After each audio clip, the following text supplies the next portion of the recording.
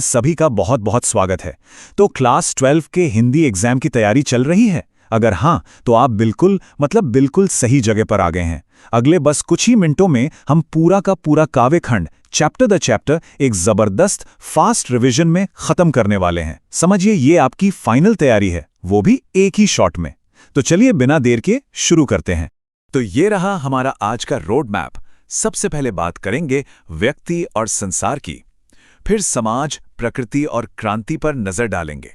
उसके बाद भक्ति और प्रेम की दुनिया में चलेंगे और आखिर में समझेंगे कि सृजन की कला क्या होती है। मतलब कुछ भी नहीं छूटने वाला।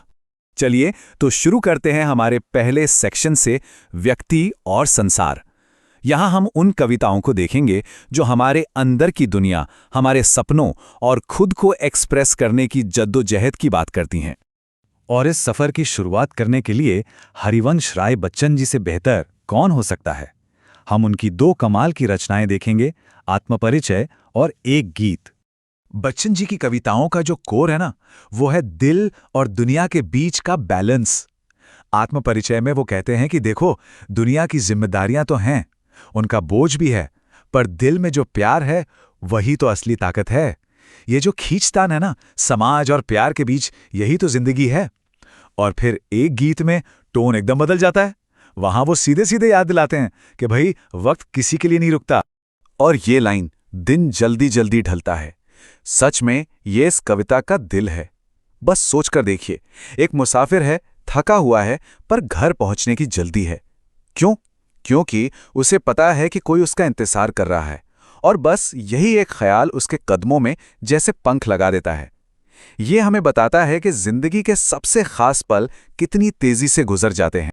चलिए अब बच्चन जी की गहरी सोच से निकलकर आलोक धनवा की कविता पतंग के साथ बचपन के जोश और आज़ादी के खुले आसमान में गोता लगाते हैं।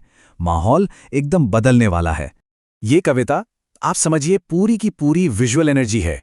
मॉनसून के बाद की वो शरद ऋतु, जब आसमान एकदम साफ और नीला होता है और बीच में हैं बच्चे जिनकी एनर्जी की कोई लिमिट ही नहीं है, बिल्कुल पतंगों की तरह। वो खतरनाक छतों पर बिना किसी डर के ऐसे दौड़ रहे हैं मानो उनके पंख लगे हों। ये कविता बचपन की उसी मासूमियत और बेखौफ जज्बे का एक खूबसूरत जश्न है।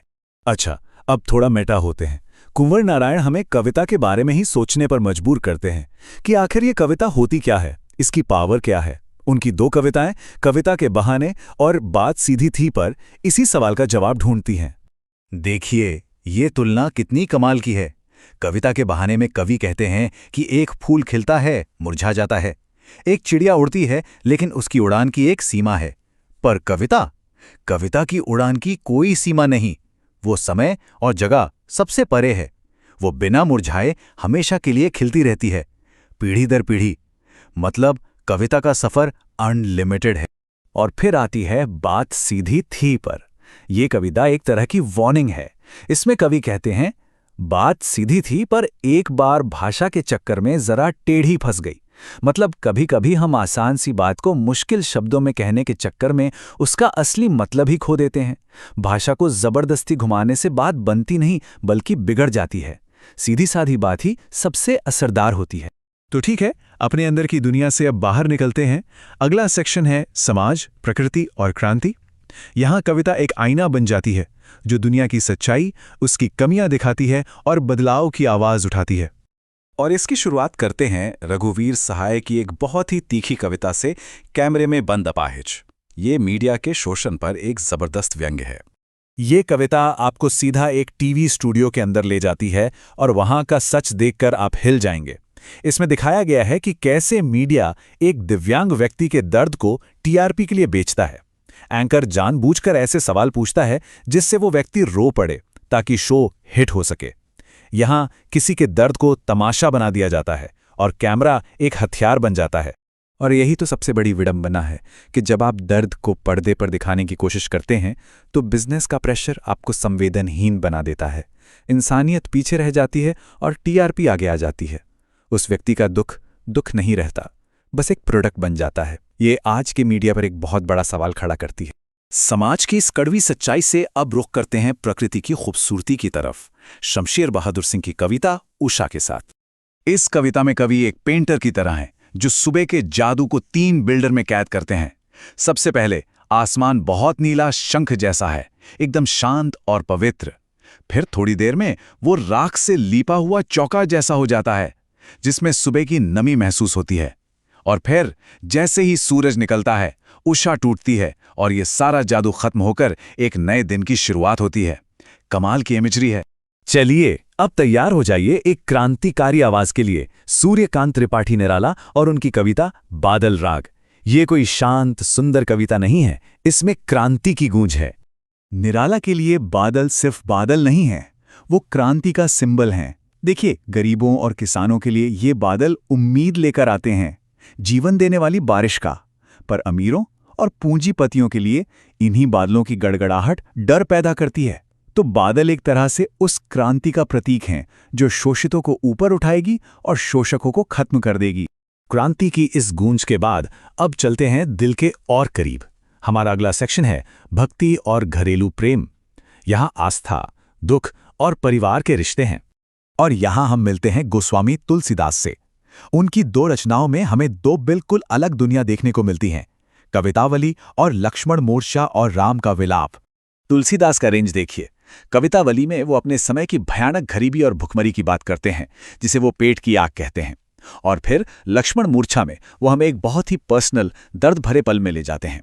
यहाँ भगवान राम एक भगवान की तरह नहीं, बल्कि एक साधारण इंसान की तरह अपने भाई के लिए रो रहे हैं, विलाप कर रहे हैं। उनका ये मानवीय रूप इस कविता को बहुत ही पावरफुल बना देता है। उस महाकाव्य जैसे दुख से निकलकर अब हम फिराक गोरखपुरी की रुबाइयों के साथ घर के अंदर के प्यार और दुलार को महसूस करते हैं। ये रुबाइयाँ जैसे घर की प्यारी प्यारी तस्वीरों का एक एल्बम है। एक माँ अपने बच्चे को नहला रही है, उसे तैयार कर रही है। दिवाली पर घर में खिलौने सजे हैं और रक्षाबंधन का वो पावन त्योहार।